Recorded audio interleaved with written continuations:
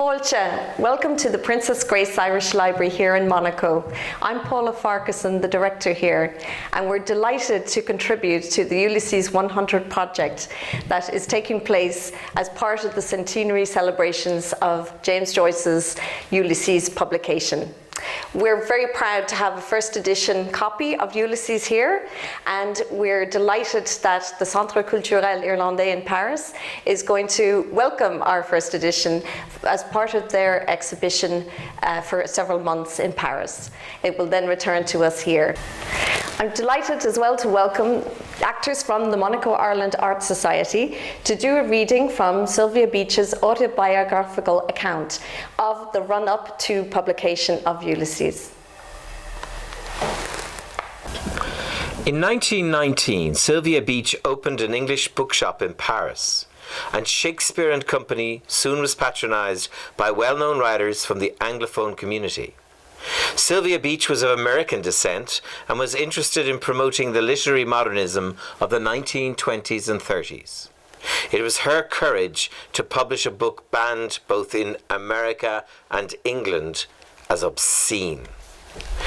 Sylvia Beach had a very close friend, Adrienne Monnier, who ran a bookshop nearby, La Maison des Amis des Livres. Here she met many great French writers. But it was as the publisher of Ulysses that she became well known. And here's a letter from James Joyce to a publisher. You are surely well aware of the difficulties I found in publishing anything I wrote from the very first volume of prose I attempted to publish, Dubliners. Publishers and printers alike seemed to agree among themselves, no matter how divergent their points of view were in other matters, not to publish anything of mine as I wrote it.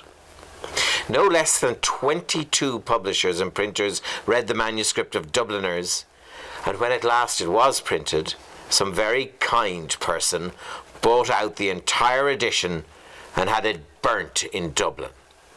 A new and private auto-da-fe.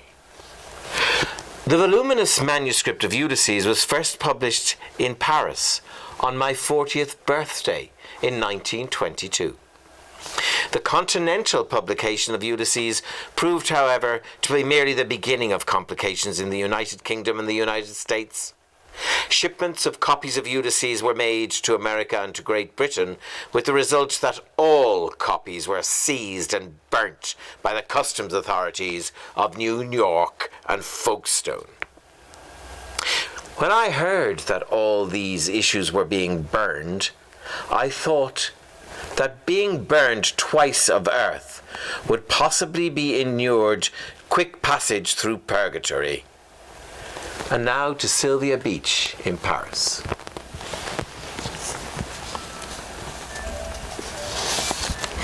It was in the summer of 1920, when my bookshop, Shakespeare and Company, was in its first year, that I met Joyce.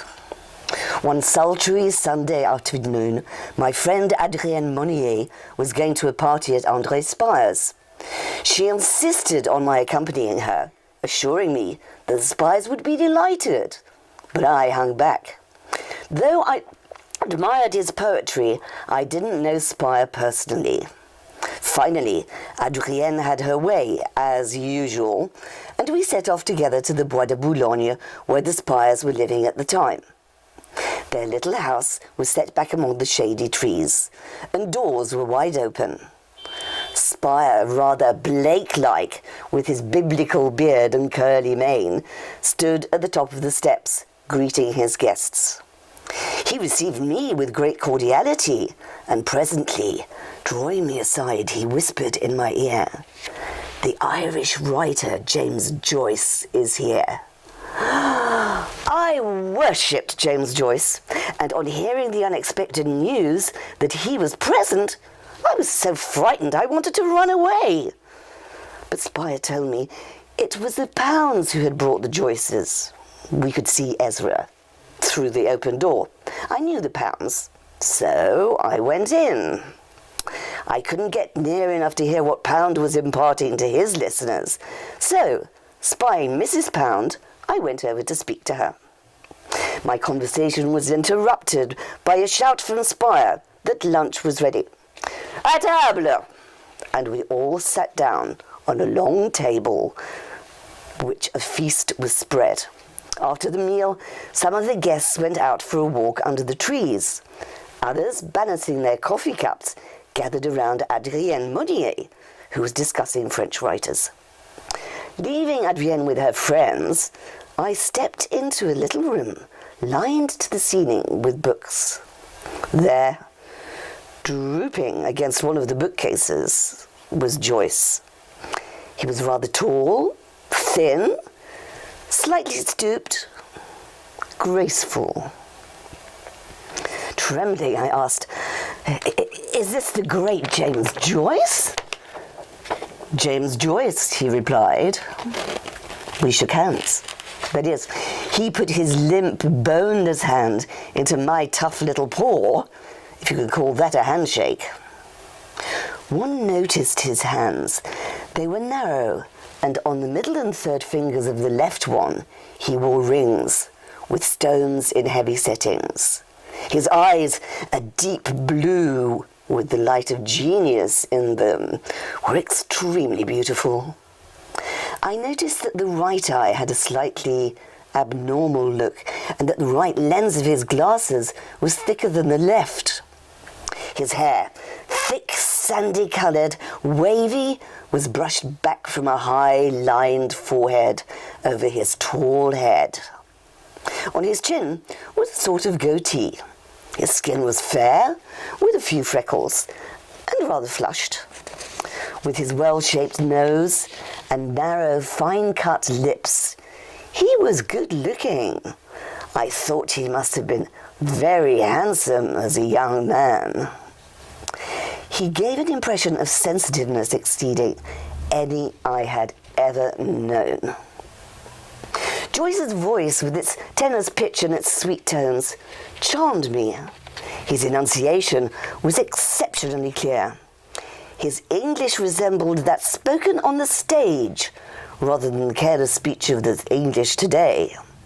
A consequence, perhaps, of teaching foreigners for so many years to speak English correctly. One felt also that he was rather more attentive to language than most people, and perhaps loved it more. "What do you do?" Joyce inquired. I told him about Shakespeare and Company. The name seemed to amuse him, and a charming smile came to his lips. Taking a small notebook out of his pocket, and, as I noticed with sadness, holding it very close to his eyes, he wrote down the name of the firm, and its proprietress, and the address. He said he would come to see me. Joyce's manners were extremely courteous, and he was so simple and unassuming that instead of being overcome in the presence of a writer who was undoubtedly the greatest of his time, I felt quite at ease with him. It was always that way. Ever conscious though I was of his genius, I knew no one so easy to talk to. Now the guests were leaving, and Adrienne was looking for me to say goodbye to the Spires. I thanked Spire for his hospitality. He said he hoped I hadn't been bored. Bored? I had met James Joyce! The very next day, Joyce came walking up my steep little street. He was wearing a dark blue serge suit, a black felt hat on the back of his head, and on his feet tennis shoes that had no doubt once been white.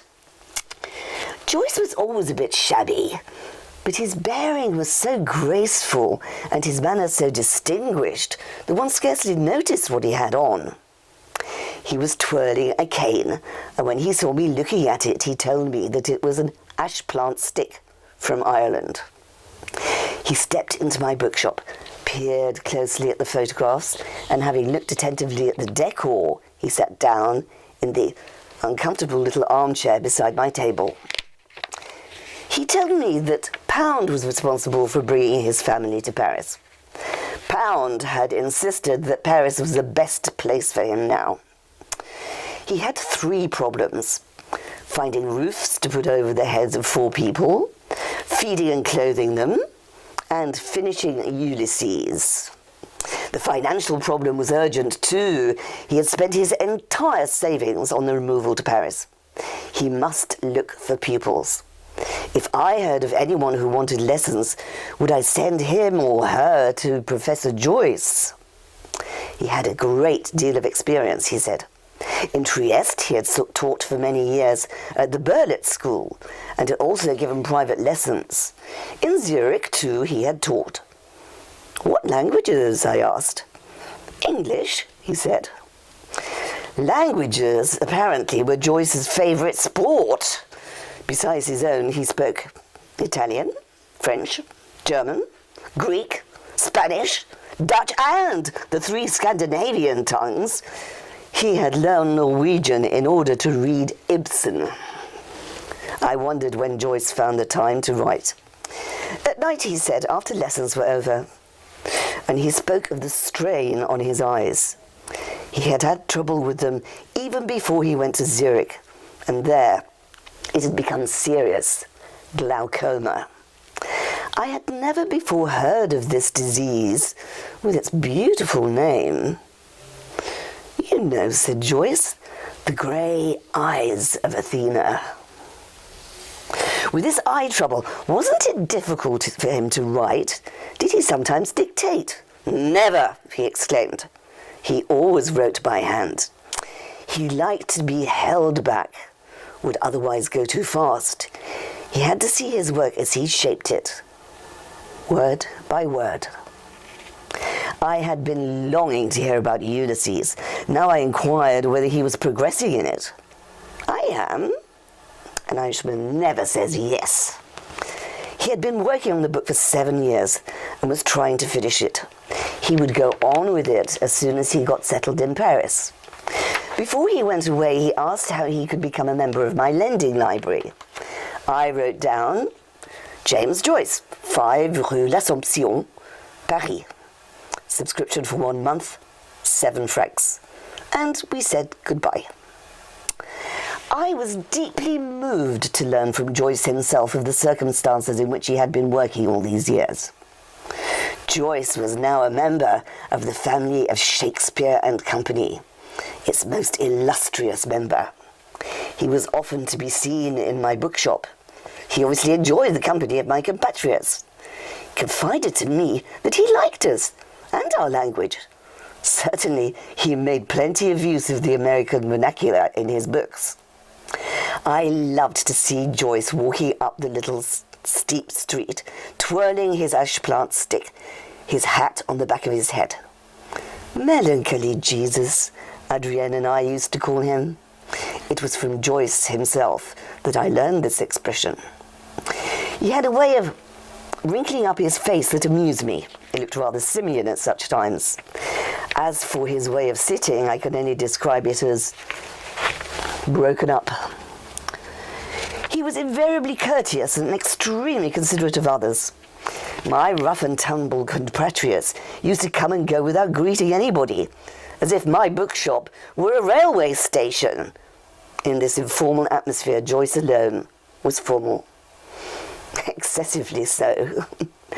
Mr. Joyce was also rather quaint when it came to the mention of certain things in the presence of ladies. He blushed scarlet over the stories that the poet Léon Paul Fargue used to tell to a mixed audience at Adrian's bookshop. Yet Joyce had no objection to putting Ulysses into the hands of ladies, or to ladies publishing it. Joyce's effort to be a good family man and respectable bourgeois, a role so little befitting to the artist of the portrait, was very touching, and it helped you to understand Ulysses. It is so interesting to see how Stephen recedes and grows dimmer while Bloom emerges and stands out clearer and clearer, finally taking over the whole show. I felt that Joyce fast lost interest in Stephen, and that it was Mr. Bloom who'd come between them. After all, there was a good deal of Bloom in Joyce. Joyce's chief concern at the time was the fate of Ulysses, a portrait of the artist publicised by Miss Harriet Weaver had made a great impression in England. Even H.G. Wells came out in praise of it. And Miss Weaver intended to give her subscribers Mr. Joyce's second novel, Ulysses. 5 instalments did appear in the review Egoist in 1919. It went no further. Miss Weaver was having printing troubles, and besides, she was getting letters from subscribers complaining that Ulysses wasn't suitable for a periodical which had its place on the table in the living room, along with the family reading matter. Some of them even went so far as to cancel their subscriptions. Miss Weaver saw that the difficulties would be too great if she persisted in her efforts to bring out Ulysses, and she saw no hope, at least for the present, of succeeding in doing so. Moreover, she was warned by her friends that she would only let herself in for a lot of unpleasantness. So Ulysses had wandered overseas to the magazine Little Review in America, and now was again in trouble.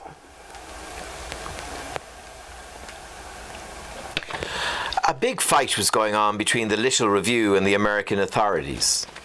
Joyce brought Sylvia any news that he had from the battlefield, and most disturbing it was. 3 suppressions of the magazine by officials of the United States Post Office on the grounds of obscenity failed to break the spirit of the publishers Margaret Anderson and Jane Heap. But a 4th one, which was instigated by John S. Summer of the Society for the Suppression of Vice, put an end to the magazine. Eventually, Miss Anderson and Miss Heap were tried for the publication of obscenity. Thanks to the brilliant defense of John Quinn, they got off with a fine of $100. But by that time, they were ruined financially. Sad was the disappearance of the liveliest little magazine of that period.